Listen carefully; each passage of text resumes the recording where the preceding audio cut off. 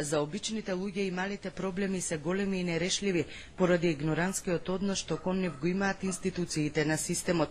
Во низата на овие луѓе е и 72 годишниот радовишенец Јован Поповски, кој цели 24 години буквално моли за реализација на деталниот урбанистички план на улицата Благој Туфанов во центарот на градот, каде живее во куќа изградена пред 36 години. Со нереализирањето на овој план, државата му го преполовила имотот. Во имотниот лист имаме 611 метра квадратни. Меѓутоа, на лице место владееме некаде само околу 300. Другите квадрати не се одземени, него се откраднени од нас.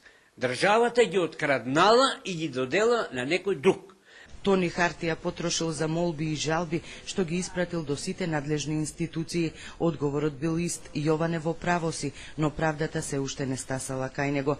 Неговото барање не било прифатено ни од поранешната, ниту од оваа локална власт, иако градоначалникот и лично го посетил. 3 години минат од тогаш до сега. Фала Богу, не е мрднал проблема од место.